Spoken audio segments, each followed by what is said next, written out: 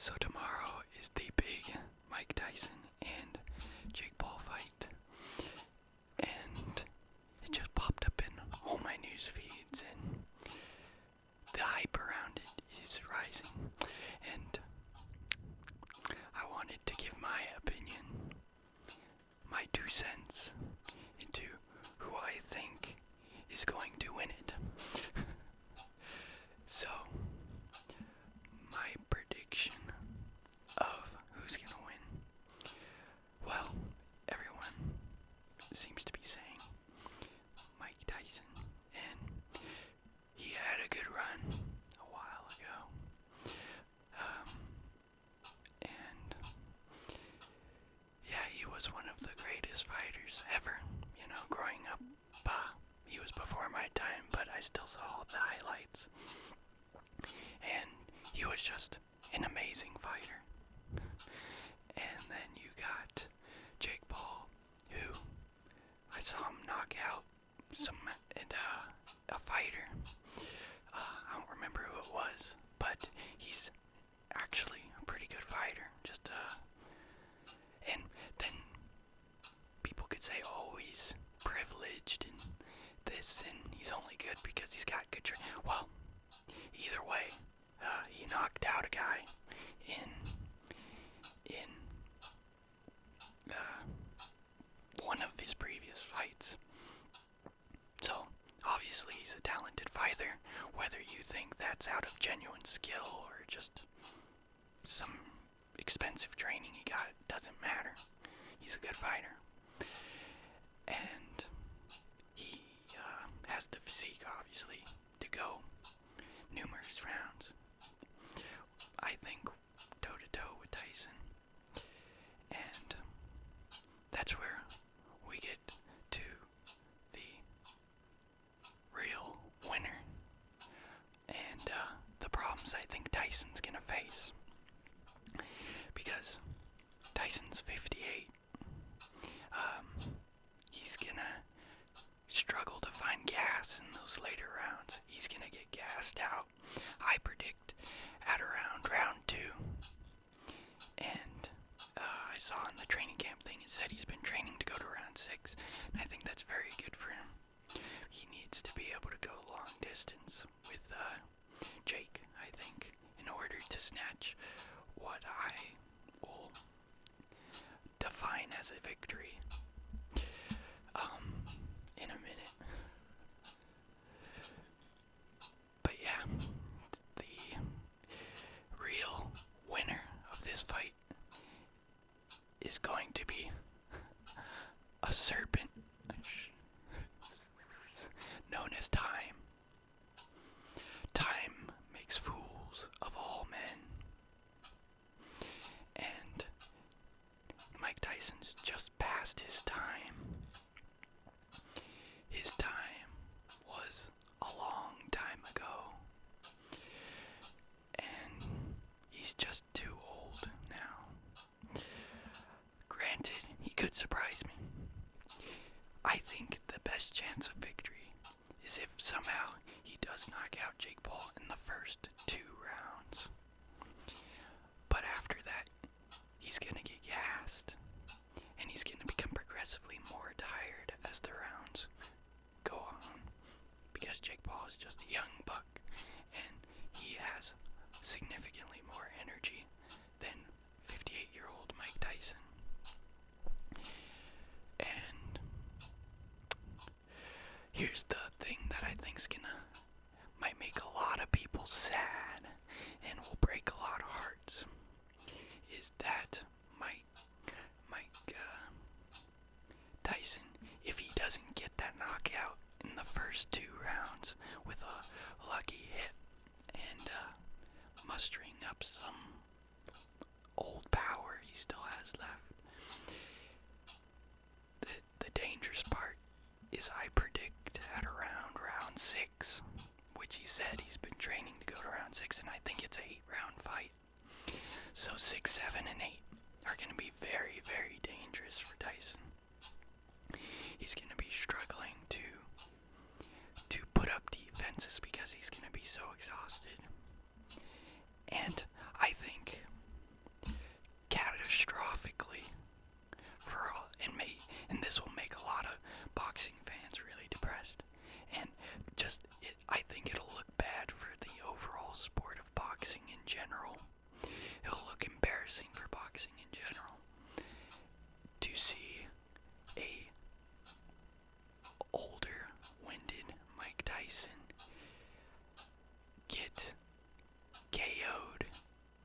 say around 7 by a young Jake Paul.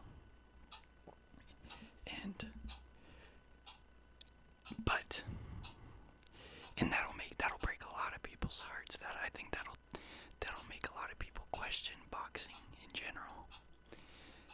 To see an old Mike Tyson get KO'd in round 7 or 8 or 6. Because the longer it goes on, the less stamina he's going to have to put up a sustainable defense against a young Jake Paul. And yeah, time makes fools of all men. The real winner of this fight, that right there, that's the real winner. Taking away, makes fool of all men, wears down even the biggest of lions' hearts, like Mike Tyson. And eventually, like all of us, time will KO us forever. So, yeah, that's my prediction. That's the real winner. Right there.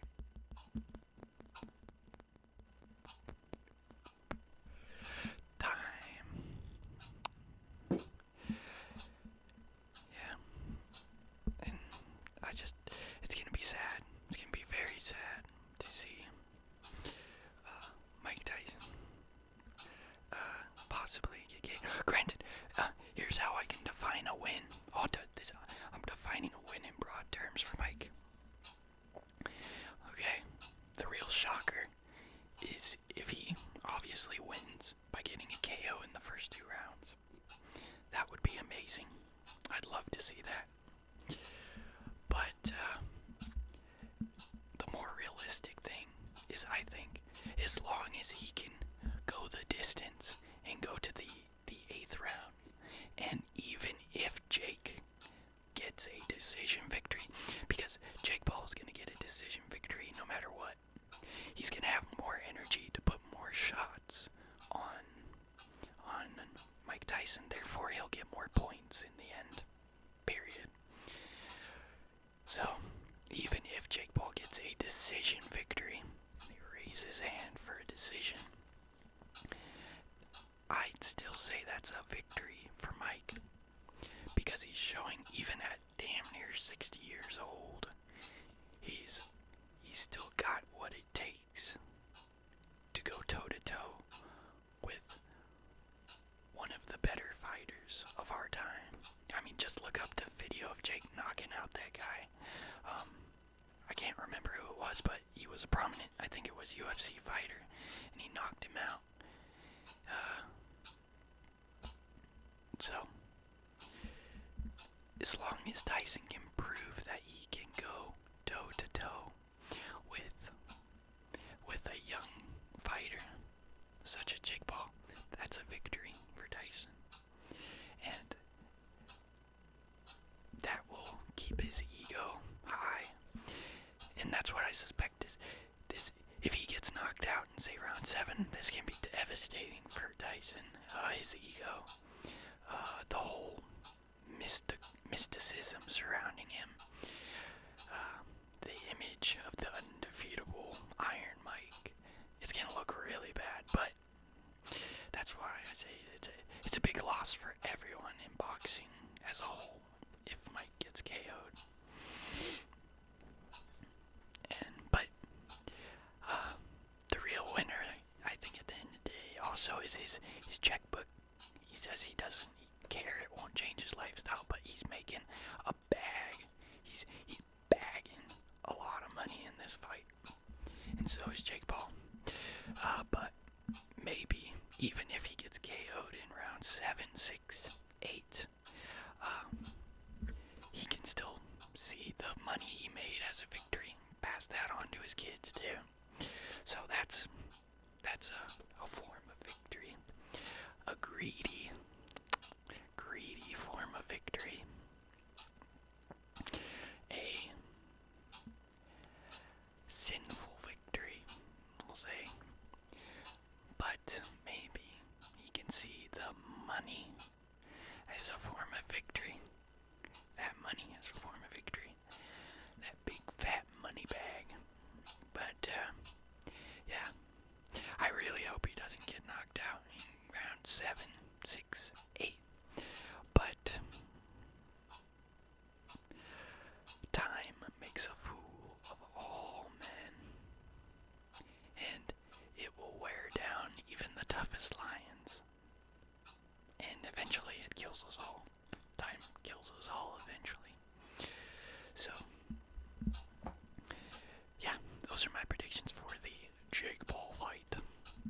And then I just wanted to read the lyrics of one of probably my favorite song, Time by Pink Floyd. Because it's a song that hits right to the core of being alive and explaining time and the nature of life. It's truly a great song. So, read the lyrics to the song and do my interpretation of the lyrics at the end. So, ticking away the moments that make up the dull day are ticking away the dull day. Fritter and waste the hours in an offhand way, kicking around on a piece of ground in your hometown, waiting for something or someone to show you the way. Tired of lying in the sunshine, staying home to watch the rain. And you are young and life is long, and there is time to kill today. And then one day you find 10 years have got behind you. No one told you where to run. You missed the starting gun. And you run to catch up with the sun, but it's sinking. Racing around to come up behind you again. The sun is the same in a relative way, but you're older, shorter of breath, and one day closer to death. Every year is getting shorter and never seem to find the time. Plans that either come to naught or half a page of scribbled lines hanging on in quiet desperation is the English way. The time is gone, the time is gone, the song is over. Thought I'd something more to say. Home, home again. I like to be here when I can. It's good to warm my bones beside the fire. Far away across the field, the tolling of the iron bell calls the faithful to their knees to hear the softly spoken magic spells. Now I'll probably actually do another video just solely dedicated to this song, just because it's the damn greatest song ever made. It explains the nature of life perfectly, but let's have fun interpreting. I'm gonna throw my interpretations in, but I'm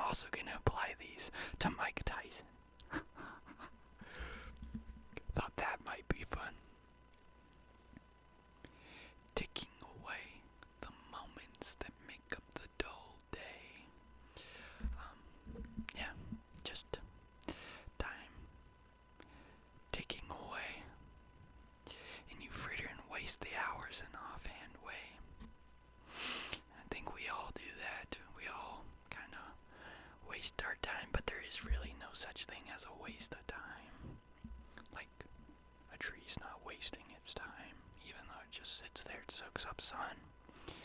There's no such thing really as wasting time.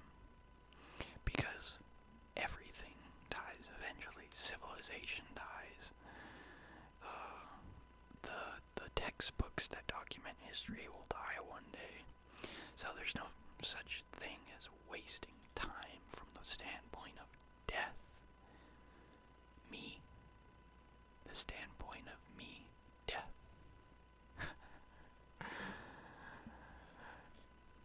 So yeah, I mean, luckily you can't really waste your time, but people looking back on their youth will say they're wasting time, obviously.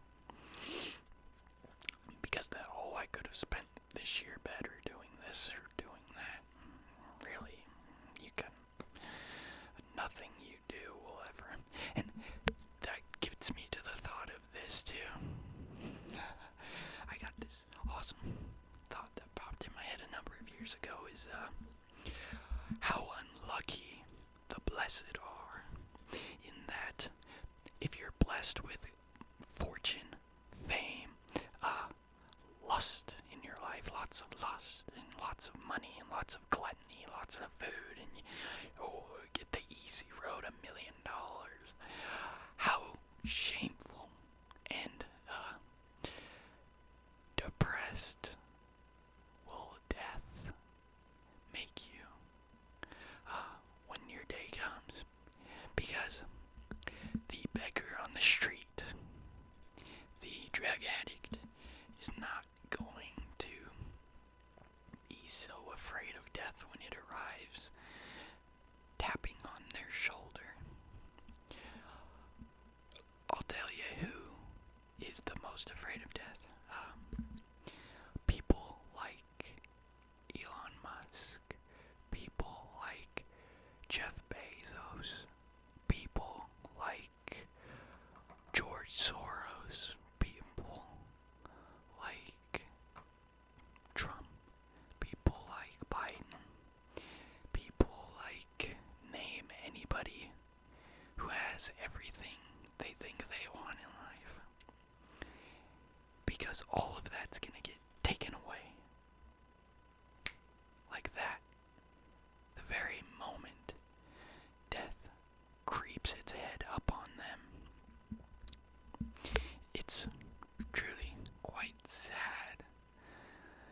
But that's another reason to be thankful if you don't have too much in this life. The more you have, the more you'll lose the day you die.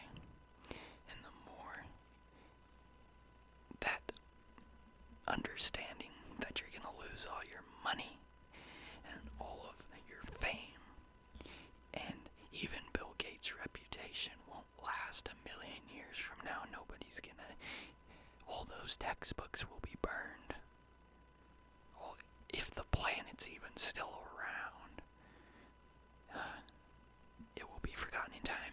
And the little satellite they sent into space, that's gonna travel light years and light years away. If some alien civilization even finds that, that's gonna break down eventually. 1,000,000 years from now, that satellite's gonna be broken down, and everything on it will be lost. So, you can't waste your time, and be thankful that you're not so blessed, as it were, because you're gonna lose it all one day, and the more you have to lose, the more dreadful the approach to death will be. My 2 cents on that. Kicking around on a piece of ground in your hometown, waiting for someone or something to show you the way. Yep, that's what a lot of people do in life. They kind of just, and that's why they think they waste it, is they just kind of wait for opportunities to arise. You gotta kind of go out and seek opportunities sometimes, and that invites death too. Seeking opportunity, because that's risk, and risk reward, obviously, all that stuff. But yeah, but for someone to show you the way, you're not wasting your time. Okay? I just love this Buddhist saying I heard where, a tree doesn't waste its time. Is a tree lazy? No. A tree lives just as meaningful of a life as you do, believe it or not. A plant lives a meaningful life, just like you. Gotta create your own meaning too, in a sort of way, but a plant's life is not meaningless. A rat's life is not meaningless. They all have their own little lives to live. And creating some sort of order in it all is just pointless, okay? A human life is not more meaningful than the tree down the street bathing in the sun all day. It's not more meaningful than a rat who has its own kids to raise and eats the cheese you spill off the table. That rat's living a pretty meaningful life too. And humans. Yeah, and that's where I get to the term lazy. Lazy is used as a derogatory way to bring people down. Okay, I'll break it to you right now. You are not lazy. You can't be lazy. No matter, even if you sit in your house 50 hours, in a week and do absolutely nothing, you're not hurting anybody. And that's just the fact. It's just a derogatory way to insult people. That just makes no sense. Okay? And in fact, most of the people doing things that aren't lazy are the ones creating all the trouble. Think about that. Putin. Take Putin, for example. That guy's the exact opposite of lazy. And look at all the friggin' trouble he's making in the world. Okay? Leading hundreds of thousands of Russians to die. He's the exact opposite of lazy. And, so that's a little spiel on laziness, okay? Because being not lazy is not exactly something to strive for either. Okay? A lot of the least lazy people who ever existed were some of the worst. Okay?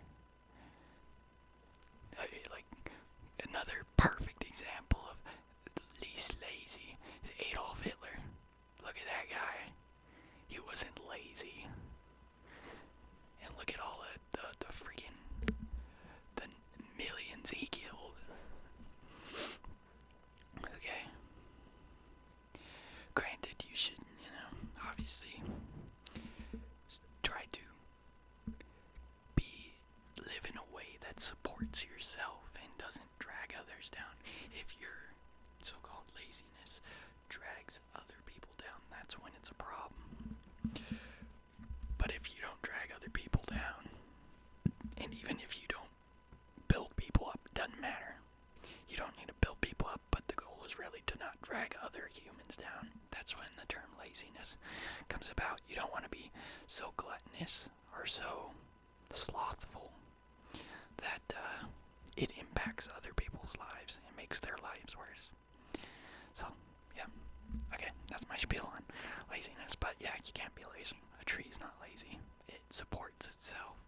And even though it does what someone might see as nothing all day, it absorbs the sun. It's part of the ecosystem and it contributes in its own way.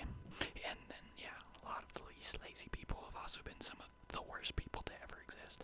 So, yeah, going out and doing things doesn't always help people, surprisingly. But now, okay, tired of lying in the sunshine, staying home to watch the rain. You are young and life is long, and there is time to kill today. Yeah, that's just more of like the same idea. You're young, more time to kill today, so a lot of young people, not me, of course.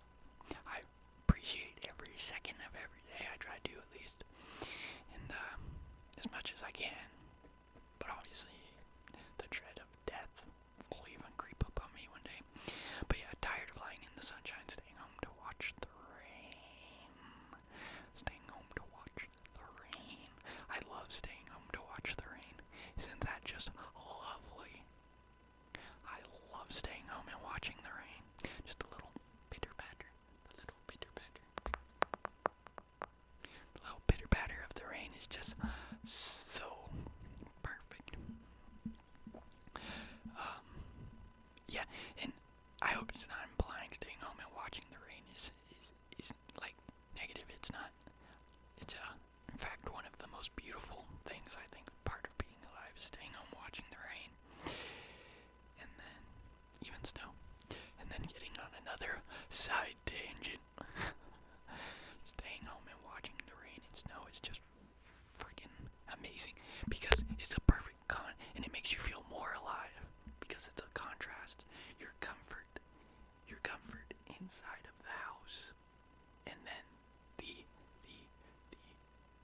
destruction or the unsafety, the safety of being in the house and the unsafety of being outside of the house, cold, freezing to death in the rain. It's a perfect contrast. It's a bang perfect contrast. Makes you feel amazing being outside or being inside while it's unsafe outside. And yeah, that's another reason why people seek to do thrilling things, because the act of doing something that invokes death will make you feel more alive, because it's a contrast. You go jump off a bridge with a parachute. The parachute could have not deployed and you could have been dead. That's the thrill. Or when you're inside looking at a super blizzard snow day, looking out into that makes you appreciate the campfire, the little fire you got in the fireplace that keeps you warm, because you could be homeless outside freezing to death. It's just that's why I love snow days and rain days. You just get a perfect contrast of potential death. And then one day you find 10 years have gone. Alright. And then one day you find 10 years have got behind you. No one told you when to run. You missed the starting gun. This is more for like people, I guess, approaching their 30s. It sounds like kind of getting out of high school. Pow. It's like a starting gun. As soon as you get out of high school, pow, to start your life. And a lot of people find after 10 years they're not really much further along to what they might deem as success, whether that be a big house or a big family or all of those things, a nice car. They're not any farther along to that goal than they were the moment they got out of high school. And that's a depressing thought for a lot of people. But another nice thought is, if you did have those things, what's your goal after that? You know, it's the journey to the goal that's more important than actually having the items. And materialism, not good for you. And then applying this to Mike Tyson, and then you find 10 years of cop behind you. I think it's been over 20 years since his last fight. Oh jeez. 10 years have got behind you. 20 years have got behind you, Tyson, from your last fight. Yeah. That's a long time. And you run to catch up with the sun, but it's sinking. Racing around to come up behind you again. The sun is the same in a relative way, but you're older, shorter of breath, and one day closer to death. This song perfectly encapsulates people like Mike Tyson. And what he's doing right now. Right now, he's running to catch up with the sun, his youth. And will he last rodeo. Maybe, maybe not. But either way, the horse named Death is gonna buck him eventually. And he'll be 6 feet under, like all of us. Yeah, you run and you run. He's trying to catch some of that youth, some of that vigor he had when he was youthful. But, he's not the same. His bones are wearing. Age is creeping up on him. And, Death is tapping on his shoulder as he gets older. Racing around to come up behind you again, and I think that's exactly what might happen tomorrow. He's gonna come up right behind himself and see that time is the winner of all of us. Time beats all of us in the end, and he will have to witness the replays of time beating him, essentially, in that maybe in his youth he could have beat Jake Paul. Probably, most likely, definitely. But time has taken that power away from him. And the sun is the same in a relative way, but you're older. The boxing ring is the same as it was when he was in it 30, 40 years ago. But times have changed. But yeah, the boxing ring's the same as it was 20, 30 years ago, but now he's older, shorter of breath, and one day closer to death.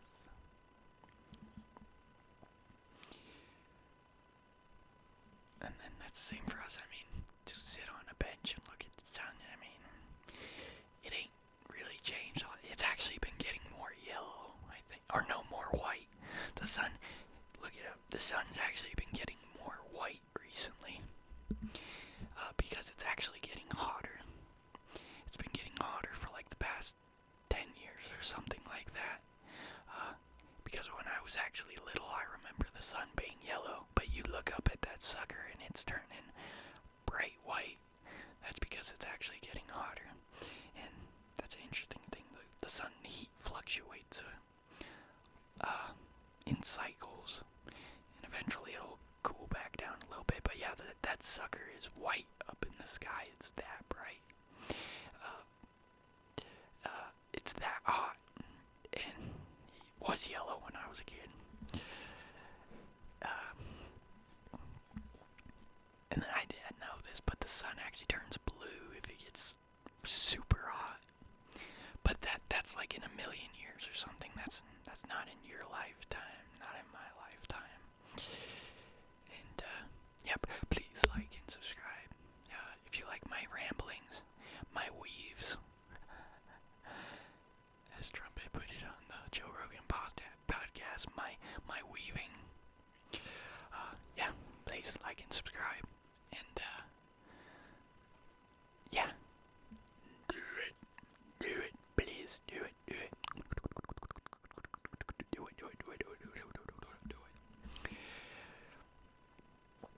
Every year is getting shorter, never seem to find the time. Plans that either come to naught or have a page of scribbled lines hanging on in quiet desperation is the English way. The time is gone, the song is over. Thought I had something more to say. And this section's basically about, yeah, as you get older, you lose your vigor. You can't do things the way you used to. You can't write out a thought the same as you used to. You can't.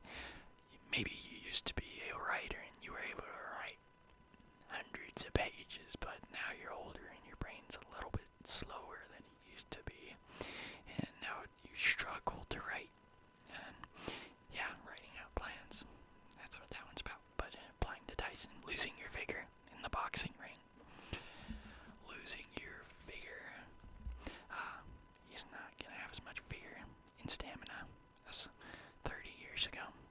That's just a fact. And he will increasingly lose the vigor in his body until he's just bones and 6 feet under, just like all of us. Eventually I'll lose all my vigor and I'll just be a bag of bones 6 feet under in a coffin. So yeah, the time is gone, the song is over. Thought I'd something more to say. Now, this is the acceptance of death creeping in. The acceptance that time has beat us once again. Once again in this life and the past life. And the goal is to get out of this cycle of life and death. That time has beat us once again. And there's really nothing much to say anyway. Because that's another thing. And I think as you approach death also for a lot of people, and for me, there's really, you can try to say, oh, I could have done this, but really, there's nothing more you could have done, and you accept that life is what it is, just life. And there's really nothing much more to say about life, other than we're here right now. And we're in this present moment until we're not. And that present moment will continue with or without us. And there's not really much more to say. Because you think when you're grasping a great idea like the meaning of life, or death, or time, there's really not much to say about those topics than what they are. You're not gonna go to your deathbed with a 1,000-page essay, on it. You're gonna go in acceptance of just the cycle and what it is, the wheel, as it were, and accept it as it is. And I like this part. This part can be interpreted in either a Christian sense or Christian mystical sense, or it can also just be interpreted how I like to interpret it, the appreciation of the present moment. Home. Home again. Home. Home again. I like to be here when I can. I come home cold and tired. It's good to warm my bones beside the fire. Far away, across the fields, the tolling of the iron bell calls the faithful to their knees to hear the softly spoken magic spells. So, interpreting that line by line, home again.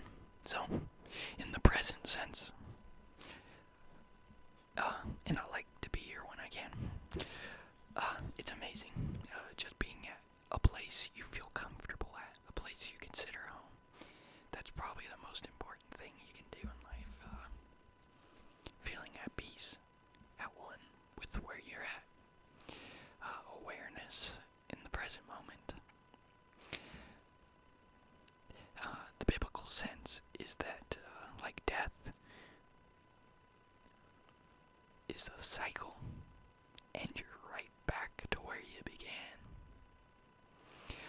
Right before you were born, you didn't exist, and when you die, you're back to non-existence.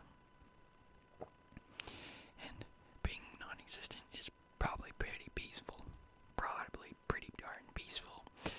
The closest we are cognitively aware of it is when we're sleeping, and your brain is at its lowest point of operation. Granted, your brain goes through like cycles of cleaning and sorting through the information you absorb during the day. But there's, I think that REM sleep, probably not just before the dreaming part. I have no idea. Dreams are weird. I never make a video on those. But probably before that,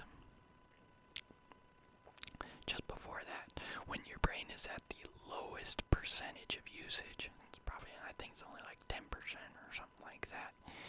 And your brain's pretty much dead. In that it's in a place of just not even being active. That's the closest we can get to non-existence. And that, I'm going to tell you right now, that's pretty darn pleasurable. I love that part of sleep when I just don't even feel anything. It's pretty nice. And I like to be here when I can. If you want to interpret that as heaven, going to heaven, or the place of non-existence after death,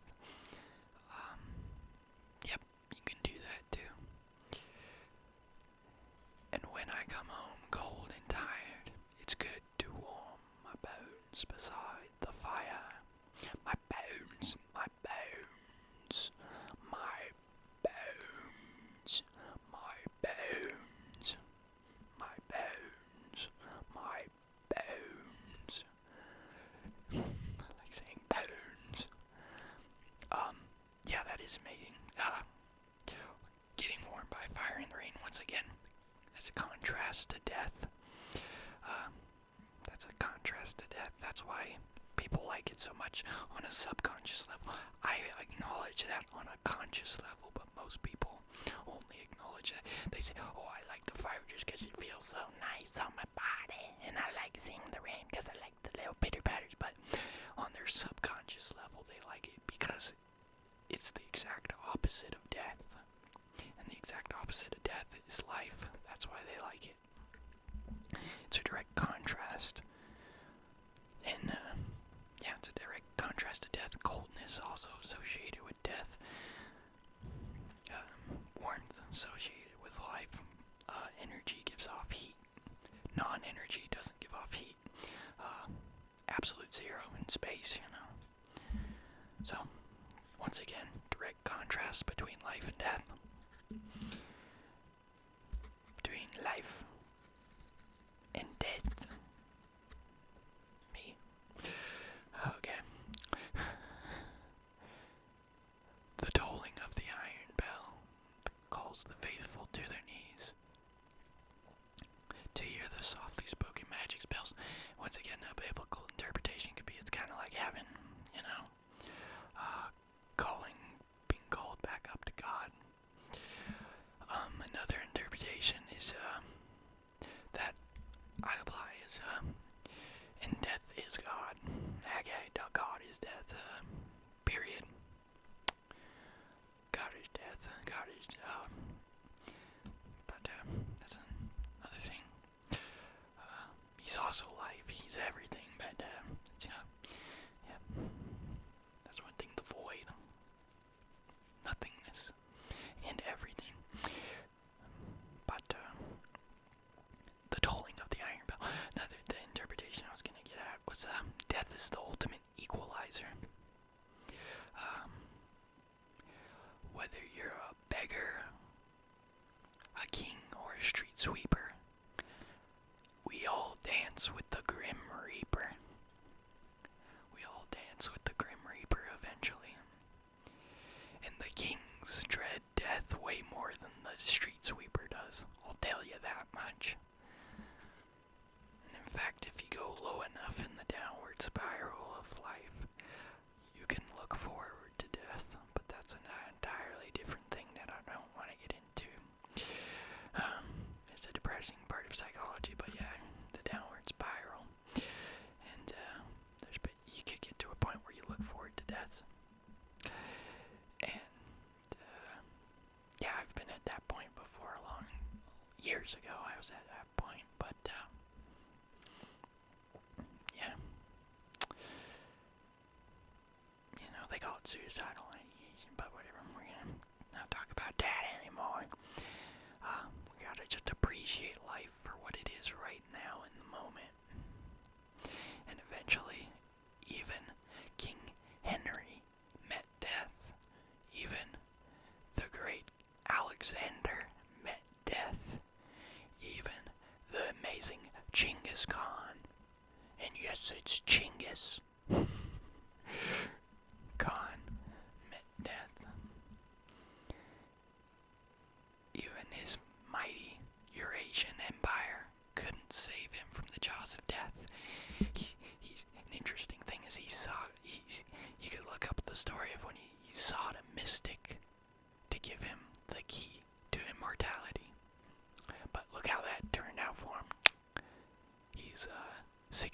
under somewhere. Yeah, calls the faithful to their knees. And getting to God calls the faithful to their knees, or whatever the heck is going on the interdimensional scale. Whatever, if the creator, the destroyer, the everything, happiness, sadness, humility is very important. And I was thinking of making a video on this eventually, because I saw this terrible YouTube video by this other YouTuber, and she was just she was dissing God essentially, and just taking it totally out of context. Like the Bible in Christianity, it's not about making you feel good, okay? The Old Testament, it's not about making you feel good, and that's a good thing. You know, you shouldn't, life's not about feeling good, you know? It's about humility. It's about teamwork for humans, working together, and saying, oh, I'm the best, and I'm so prideful, and feeling better than others. God does not like people who say they're better than others, okay? And you can look, and then you can say, oh, look at this prideful person who's just a complete narcissist. Look how much money they have. Look how deep down they have a severe depression from the separation they put themselves into from their fellow humans and God, essentially. And then there's also how the mighty have fallen. The higher you are built up, the farther you will fall. And that's a fact. The higher you get built up, the farther you will fall. And that's just a fact in life, okay? Just like Bill Gates, just like George Soros, just like any number of billionaires, and Elon Musk. Okay? He's gonna face death. And when death comes tapping on his shoulder, it's gonna be much scarier than when it taps on the shoulder of a beggar or a street sweeper. Because they have the most to lose. They have the most that ties them down to this skin level reality. Whereas the beggar and the street sweeper and the drug addict look more forward to the spiritual realm than they do, and the interdimensional realm, and rejoining the fold, as it were, with God. And once again, another tangent. Okay, you know, it's not about being equal to God. That makes me mad when people say, "Oh, God treats people so bad." You know, look at all the. Well, we are below. Like, how do you expect to be? How do you expect to be equal? Like this. God getting into the video with the lady, she was saying, God treats us as if we're below him, as if we're his servant. You are death's servant. You are God's servant, the creator and the destroyer, lady. Jeez. Are you kidding me? Are you kidding me right now? You are the creator's servant. You are not equal. You are below. That is about humility. It is about humility. You know, take my hat off for this one. Because it's about, and I had to throw my hat on the ground because I get so angry at that.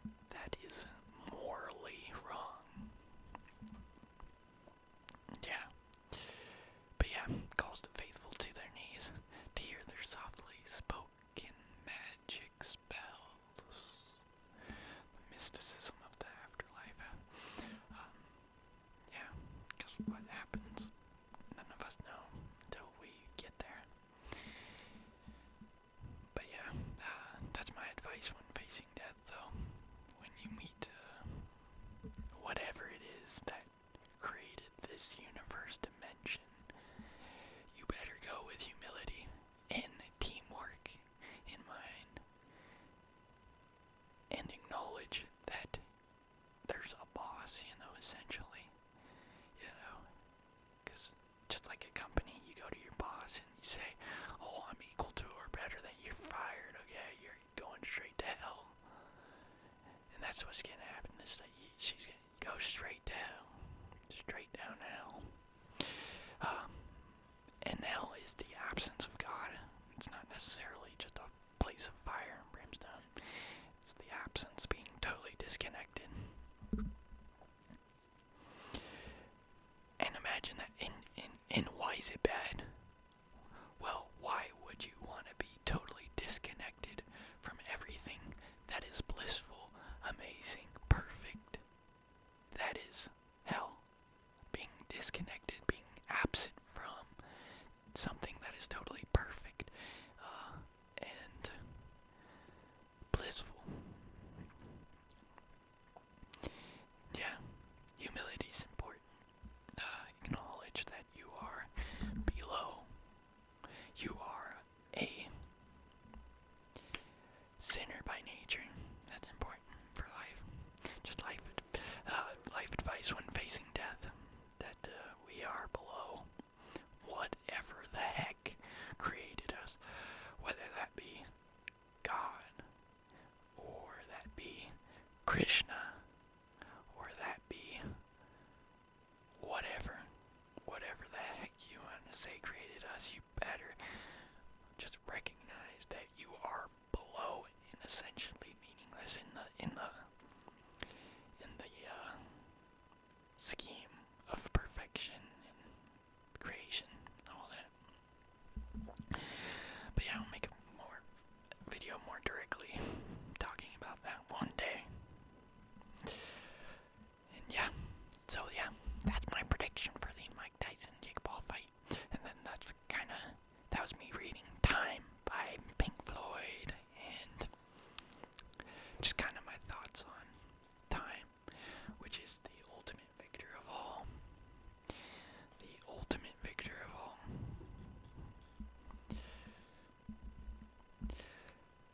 Yeah. And hope you're having a great day. A great day. And remember, you're not lazy. Even if you sit down in your home all day, that's not laziness. You can't. Okay. Laziness is just used as a derogatory term for other people who aren't teamwork minded and like bringing other people down. Granted, it's not good to just be dependent on others and make their way of life worse, obviously. That's not something to strive for, but you can't be lazy at the end of the day. And, yeah, and then I got into my little tangent about needing humility when facing death. And, yeah, that's all she wrote. Bye-bye. Have a wonderful, wonderful, wonderful, wonderful, wonderful, wonderful day. And I hope you enjoy watching the Jake Paul fight. And if you already saw it, I hope I'm wrong. I hope Tyson knocks Jake to the floor in the first 2 rounds. That's my hope. But just being a realist, and time, death beats us all.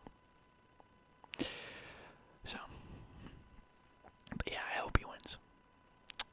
But if I was a betting man, I'd put my bet on the 7th round. I'll say 7th round, Jake Paul KO. 7th round, Jake Paul knockout on Tyson. Or second most likely, I think, is a decision. Jake Paul decision. He's gonna win the decision by the end of round 8. Actually, I don't know. Decision might be more likely than the KO. Yeah, I'm gonna say decision's more likely than the KO, that Jake Paul gets a decision victory than the 7th round knockout. But the 7th round knockout would be my second my second guest. Because in 7, seven's God. And, that's a reminder of time, and even the strongest lions face death.